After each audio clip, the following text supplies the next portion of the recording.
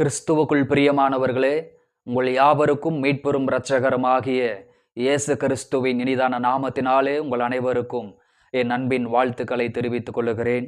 அருமையான இந்த காலை பொழுதிலும் சமயத்திற்கேற்ற வார்த்தை என்கிற இந்த நிகழ்ச்சியின் மூலமாக இந்த காலை பொழுதில் கர்த்தருடைய வார்த்தைகளை உங்கள் மத்தியிலே பகிர்ந்து கொள்வதில் மிகுந்த சந்தோஷப்படுகிறேன். இந்த நாள் உங்களுக்கு மிகுந்த ஆசீர்வாதமாக இருக்கும்படி உங்களை மனதார வாழ்த்துகிறேன். உங்கள் மூலமாக கர்த்தர் மகிமைப்படுவாராக.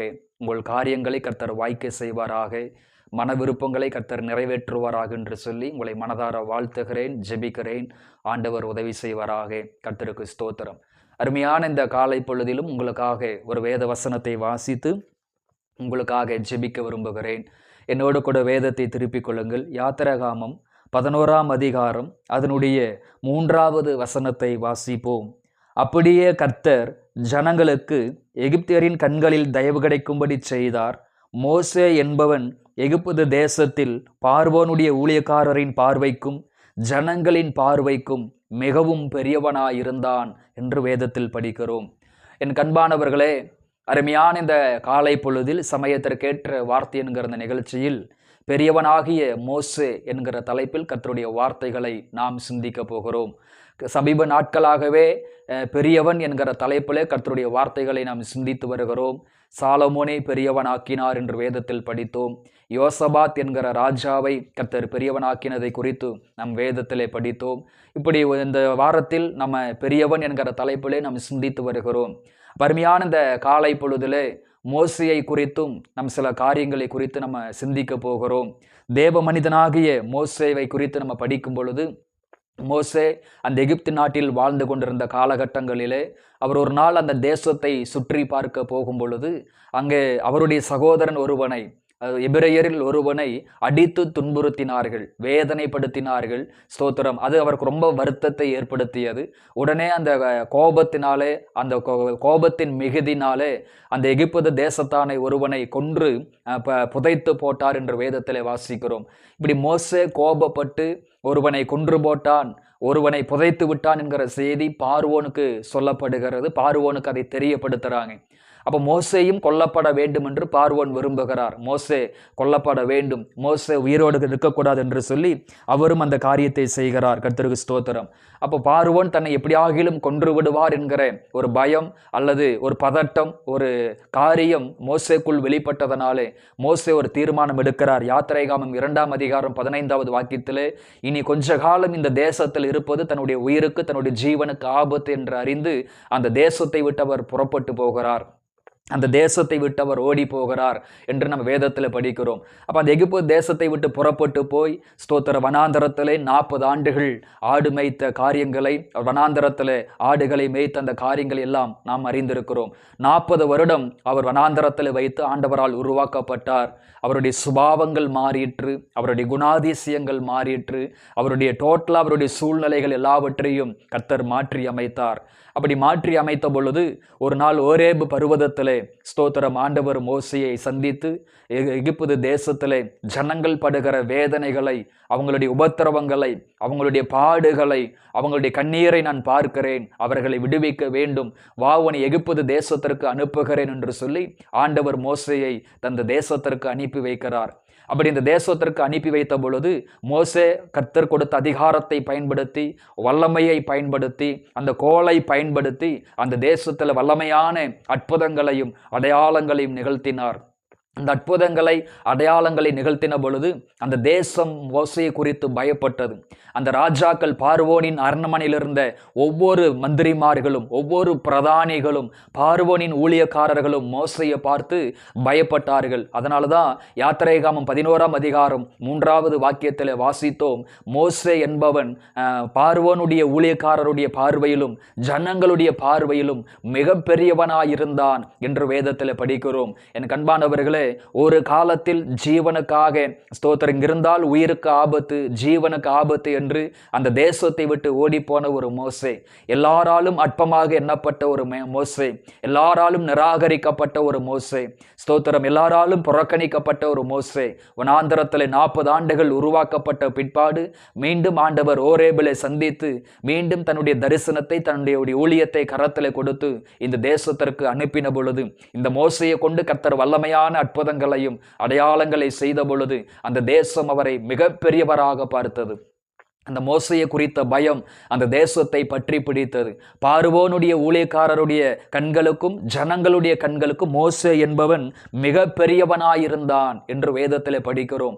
என் கண்பானவர்களே, ஒரு காலத்தில் அற்பமாக எண்ணப்பட்ட மோசே அதே தேசத்தில் மிக பெரியவராக பார்க்கப்படுகிறார். என் கண்பான தேவ பிள்ளைகளே, ஒருவேளை நீங்கள் ஊழியம் செய்கிற பகுதிகளிலே, நீங்கள் வேலை செய்கிற பகுதிகளிலே, நீங்கள் படிக்கிற ஸ்தலங்களிலே, அல்லது நீங்கள் வாழ்கிற கிராமத்திலே, நீங்கள் குடியிருக்கிற பகுதிகளிலே ஒருவேளை எல்லாராலும் நீங்கள் புறக்கணிக்கப்பட்டவர்களா இருக்கலாம், எல்லாராலும் ஒடுக்கப்பட்டவங்களா இருக்கலாம், எல்லாராலும் நீங்கள் நிந்திக்கப்பட்டவங்களா இருக்கலாம், மோசையை போல சூழ்நிலைகளின் நிமித்தமா ஓடி போனவர்களா இருக்கலாம். எந்த தேசத்துல மோசை இருக்க முடியாது என்று நினைத்தாரோ அதே தேசம் பயப்படத்தக்கதாக, அரண்மனை கலங்கத்தக்கதாக, ராஜா கலங்கத்தக்கதாக, பிரதானிகள் கலங்கத்தக்கதாக, பார்வோனின் ஊழியக்காரர்கள் கலங்கத்தக்கதாக மிகப்பெரிய ஒரு தேவ மனுஷனாக மோசையை ஆண்டவர் அந்த தேசத்திலே பயன்படுத்தி பெரிய காரியங்களை செய்தது போல உங்களையும் அதே இடத்துல உங்களை கொண்டு கர்த்தர் பெரிய காரியங்களை செய்து மோசையை மிகப்பெரிய ஒரு மனிதனாக, மிகப்பெரிய ஒரு தேவ மனுஷனாக மாற்றின தேவன் உங்களையும் இந்த காலை பொழுதிலே அவர் மாற்ற விரும்புகிறார். கர்த்தருக்கு ஸ்தோத்திரம்.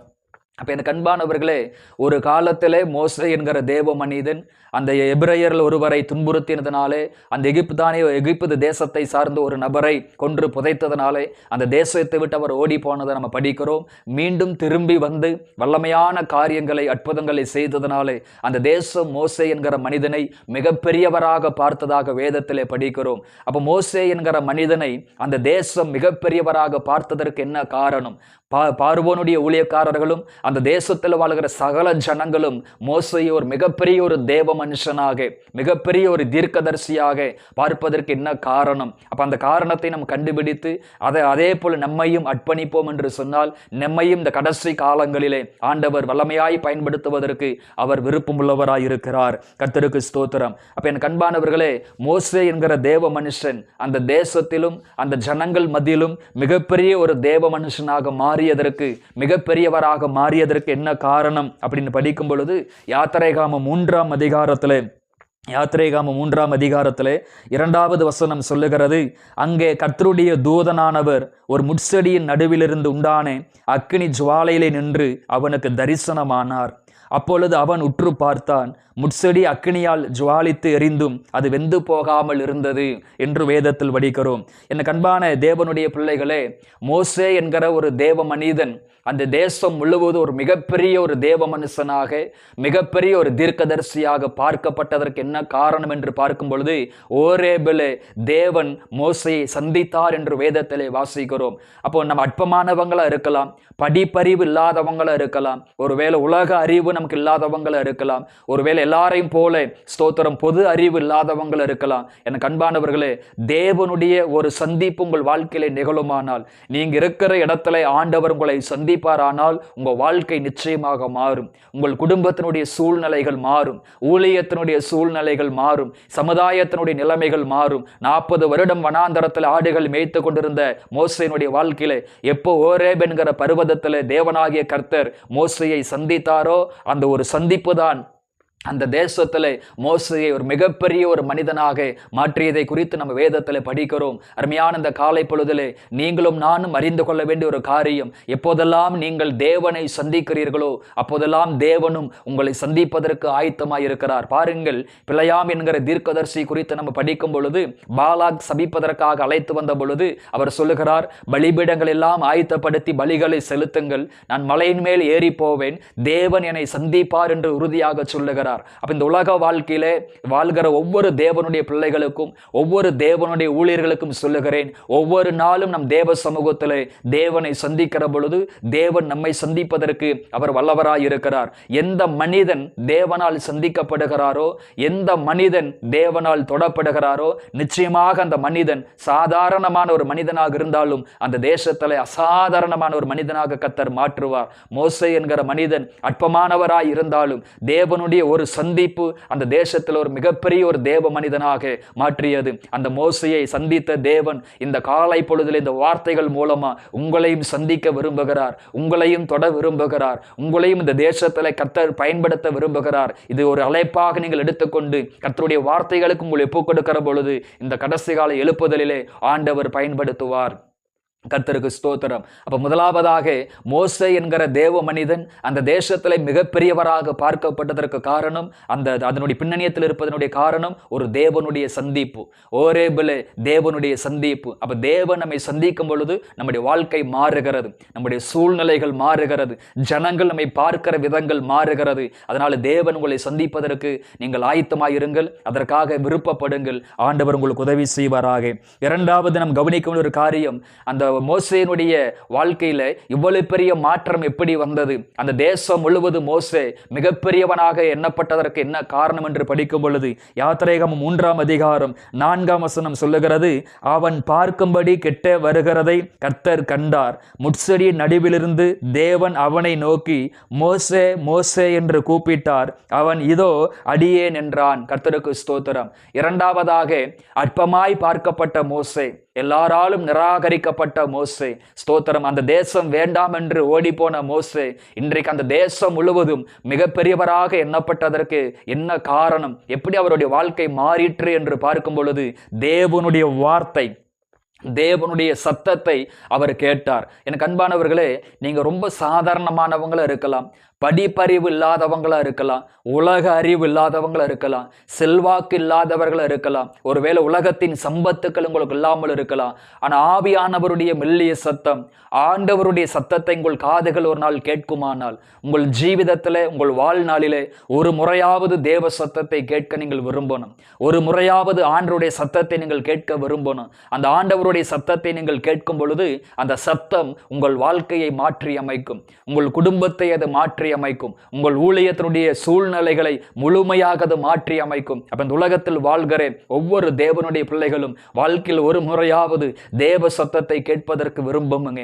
ஒவ்வொரு நாளும் அதிகாலை பொழுதிலே எழும்பி அவருடைய சத்தத்தை கேட்க விரும்புங்க. யாரெல்லாம் அவருடைய சத்தத்தை கேட்க விரும்புகிறார்களோ நிச்சயமாக இந்த உலகத்தில் அந்த சத்தம் அந்த மனிதனை ஒரு அசாதாரணமான மனிதனாக மாற்றும், பெரிய மனிதனாக மாற்றும். அப்ப மோசே அந்த தேசத்தில் மிகப்பெரியவராக எண்ணப்பட்டதற்கு காரணம் அவர் ஒரு சாதாரண மனிதனுடைய சத்தத்தையோ உலகத்தின் சத்தத்தையோ கேட்கவில்லை, தேவனாகிய கர்த்தருடைய சத்தத்தை அவர் கேட்டதனாலதான் மிகப்பெரியவராக எண்ணப்பட்டார். அப்ப மோசேனுடைய வாழ்க்கையில் இவ்வளவு பெரிய மாற்றம் வந்ததற்கு ஒன்று ஓரேபிலே தேவனுடைய சந்திப்பு, இரண்டாவது ஓரேபிலே அவர் கேட்ட தேவனுடைய சத்தம், தேவனுடைய வார்த்தை. மோசேனுடைய வாழ்க்கையை நம்ம படித்து பார்க்கும் பொழுது அளவுக்கு அதிகமாக கர்த்தருடைய வார்த்தைகளை அவர் கேட்டிருக்கிறார். ஒவ்வொரு முறையும் சிறிய காரியமாக இருந்தாலும் பெரிய காரியமாக இருந்தாலும் தேவ சமூகத்தில் விசாரித்து சத்தம் கேட்டு சித்தம் செய்கிற ஒரு மனிதனாக இருந்தபடியால் தான் மோசேனுடைய வாழ்க்கையை கர்த்தர் மாற்றி அமைத்தார். கர்த்தருக்கு ஸ்தோத்திரம். மூன்றாவதாக மோசேயை அந்த தேசத்தில் மிகப்பெரியவராக பார்க்கப்பட்டதற்கு என்ன காரணம்? யாத்திரைகமம் 3ஆம் அதிகாரம் 10வது வாக்கியம் சொல்லுகிறது, நீ இஸ்ரவேல் புத்திரராகிய என் ஜனத்தை எகிப்திலிருந்து அழைத்து வரும்படி உன்னை பார்வோன் இடத்திற்கு அனுப்புவேன் வா என்றார். கர்த்தருக்கு ஸ்தோத்திரம்.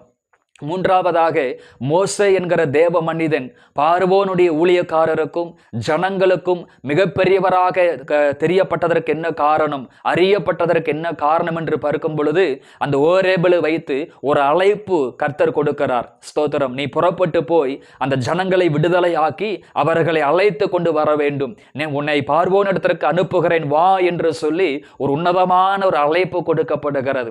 அந்த அழைப்பு தான் மோசேனுடைய வாழ்க்கையை மாற்றுகிறது, மோசேனுடைய சூழ்நிலைகளை மாற்றுகிறது. சாதாரணமாய் இருந்த ஒரு மோசே என்கிற மனிதனை அசாதாரணமான மனிதனாக மாற்றியது தேவனுடைய அழைப்பு ஒரு காரணமாய் இருக்கிறது. அப்ப என் அன்பானவர்களே, ஒருவேளை உங்களுக்குள்ள ஊழிய அழைப்பு இருக்கலாம், ஆண்டவர் உங்களை ஊழியத்திற்கு அழைத்திருக்கலாம், சொப்பனங்கள் மூலமா, தரிசனங்கள் மூலமா, தேவ மனிதர்கள் மூலமா ஊழியத்திற்காக உங்களை அழைத்திருப்பார். ஆனால் அந்த அழைப்புக்கு உங்களை ஒப்புக் கொடுக்கும் பொழுது, அந்த அழைப்புக்கு நீங்கள் அர்ப்பணிக்கும் பொழுது, அந்த அழைப்புக்காக நீங்கள் செயல்பட ஆரம்பிக்கும் பொழுது அந்த அழைப்பு உங்கள் வாழ்க்கையை மாற்றும், உங்கள் சூழ்நிலைகளை மாற்றி அமைக்கும். அந்த அழைப்புக்கு நீங்கள் கீழ்ப்படிய வேண்டும். அழைப்பு நம்முடைய வாழ்க்கையை மறுரூபப்படுத்தும். அந்த அழைப்பு நம்மை அசாதாரணமானவர்களாக மாற்றும். வனாந்தரத்திலே ஆடுகளை மேய்த்து கொண்டிருந்த மோசையை அந்த தேசம் பெரியவராக பார்த்ததற்கு காரணம், ஒன்று தேவனுடைய சந்திப்பு, இரண்டாவது தேவனுடைய சத்தத்தை கேட்கிற அனுபவம், மூன்றாவது தேவனுடைய அழைப்பு ஒரு காரணமாக இருந்தது. அந்த அழைப்பு தான் மோசை இந்த அளவுக்கு மாற்றி அமைத்தது. என் கண்பானவர்களே, நம்மையும் ஆண்டவர் அழைத்திருக்கிறார். உங்களுடைய அழைப்பு என்னன்னு கண்டுபிடிங்க, அந்த அழைப்புக்கு உங்களை ஒப்புக்கொடுங்க. இந்த கடைசி காலத்திலே ஸ்தோத்திரம், அந்த அழைப்பு பெற்றவர்கள் எல்லாரையும் ஆண்டவர் வெளியுலகத்திலே கொண்டு வந்து பயன்படுத்த போகிறார். கர்த்தர் உங்களுக்கு உதவி செய்வாராக. கர்த்தருக்கு ஸ்தோத்திரம். 3ஆம் அதிகாரம், யாத்திரையாகமம் 3ஆம் அதிகாரம் 12 சொல்லப்படுகிறது, அதற்கு அவர், நான் உன்னுடனே இருப்பேன், நீ இந்த ஜனத்தை எகிப்திலிருந்து அழைத்து வந்த பின் நீங்கள் இந்த மலையில் தேவனுக்கு ஆராதனை செய்வீர்கள், நான் உன்னை அனுப்பினேன் என்பதற்கு இதுவே அடையாளம் என்று சொன்னார். அப்ப மோசே என்கிற மனிதன் அந்த தேசத்தில் மிகப்பெரியவராக பார்க்கப்பட்டதற்கு காரணம் தேவன் தந்த தரிசனம். நிச்சயமாக அந்த ஜனத்தை நீ அழைத்து கொண்டு வருவாய், நீ தேனுமோடு நலமும் விசாலமான தேசங்களை அழைத்து ஒரு தரிசனத்தை தேவன் கொடுத்தார். அதனாலதான் அந்த பார்வோனுடைய ஊழியக்காரர்களுக்கும் அந்த ஜனத்தாருடைய கண்களுக்கும் மோசே மிகப்பெரியவராக தெரிந்தார். அப்ப மோசேனுடைய வாழ்க்கை மாறியதற்கு என்ன காரணம்? அந்த ஜனங்களும் அந்த பிரதானிகளும் அந்த அதிகாரிகளும் மோசேயை மிகப்பெரிய ஒரு தேவ மனிதனாக பார்த்ததற்கு காரணம் ஓரேபிலே தேவனுடைய சந்திப்பு, ஓரேபிலே தேவ சத்தத்தை கேட்கிற அனுபவம், ஓரேபிலே தேவன் தந்த அழைப்பு, ஓரேபிலே தேவன் கொடுத்த தரிசனம். இந்த 4ம் தான் மோசேயினுடைய வாழ்க்கையை மாற்றி அமைத்தது. பருமையான காலை பொழுதிலே தேவனை சந்திப்பதற்கு உங்களை ஒப்புக்கொடுங்க, தேவ சத்தத்தை கேட்க உங்களை ஒப்புக்கொடுங்க, உங்களுடைய அழைப்புக்கு உங்களை ஒப்புக்கொடுங்க. உங்களுக்கென்று ஆண்டவர் ஒரு தரிசனத்தை கொடுத்திருப்பார், அந்த தரிசனத்திற்கு உங்களை ஒப்புக்கொடுங்க. சாதாரணமான மோசேயை அசாதாரண மனிதனாக மாற்றிய கர்த்தர் உங்களை மாற்ற விரும்புகிறார். இந்த வார்த்தைகளின் அடிப்படையிலே இந்த நாளை கர்த்தர் ஆசீர்வதிப்பாராக. வருகிற நாட்களிலே கர்த்தர் உங்களையும் பயன்படுத்துவாராக. ஜெபிப்போம். அன்பின் பரலோக பிதாவே, ஆசீர்வாதமான இந்த காலை பொழுதற்காக நன்றி செலுத்துகிறோம். மோசே என்கிற தேவ மனிதன் பார்வோனுடைய ஊழியக்காரருடைய கண்களுக்கும் ஜனத்தாருடைய கண்களுக்கும் மிகப்பெரியவனாய் இருந்தான் என்று வேதத்திலே படிக்கிறோம். அதற்கு என்ன காரணம் என்று நாங்கள் வேதத்தை ஆராய்ந்து பார்க்கும் பொழுது ஓரேபிலே தேவனுடைய சந்திப்பு, ஓரேபிலே தேவ சத்தம் கேட்கிற அனுபவம், ஓரேபிலே தெய்வம் தந்த அழைப்பு, ஓரேபிலே தேவன் தந்த தரிசனம். இதுதான் அவருடைய வாழ்க்கையை மாற்றி அமைத்தது. யாரெல்லாம் ஊழியத்தில் பயன்பட விரும்புகிறாங்களோ, யாரெல்லாம் ஆண்டவருக்காக பயன்பட விரும்புகிறாங்களோ, ஒருவேளை எனக்கு என்ன அழைப்பு இருக்குதுன்னு தெரியல, என்ன தரிசனம்னு எனக்கு தெரியல, தேவ சத்தத்தை கேட்க விரும்புகிறேன்னு சொல்லி யாராவது இந்த வார்த்தைகளை கேட்பார்களானால் கர்த்தர் இன்று சொப்பனங்கள் மூலமாகவும் தரிசனங்கள் மூலமாகவும் இந்த பிள்ளைகளுக்கு இடைப்படும்படியாக ஜெபிக்கிறேன். அழைப்புகளை உறுதிப்படுத்தும்படியாக ஜெபிக்கிறேன். தரிசனங்களை உறுதிப்படுத்தும்படியாக ஜெபிக்கிறேன். இனி வருகிற காலங்களில் சாதாரணமான இந்த பிள்ளைகளை அசாதாரணமான பிள்ளைகளாக மாற்றும்படி நான் மனதார ஜெபிக்கிறேன். இந்த நாளில் இவர்கள் செய்கிற வேலைகளை, தொழில்களை கர்த்தர் ஆசீர்வதிங்க, ஊழியங்களை கர்த்தர் ஆசீர்வதிங்க. இந்த நாளில் இவங்க பயணங்களை, இவங்க திட்டங்களை கர்த்தர் ஆசீர்வதிப்பீராக. மன அழுத்தங்கள், பாரங்கள் இயேசுவின் நாமத்தில் நீங்கட்டும். எல்லா எதிர்மறையான சூழ்நிலைகள் மாறட்டும். அப்பா, இந்த நாள் மிகுந்த ஆசீர்வாதமா இருக்கும்படி பிள்ளைகளுக்காக நான் மனதார ஜெபிக்கிறேன். எல்லாவற்றையும் பொறுப்படுத்திக் கொள்ளும், பலப்படுத்தும். இயேசுவின் நாமத்தில் பிதாவே, ஆமென். கிறிஸ்துவுக்குள் பிரியமானவர்களே, இந்த வார்த்தைகளின் அடிப்படையிலே ஆண்டவர் உங்களை ஆசீர்வதிப்பாராக. God bless you.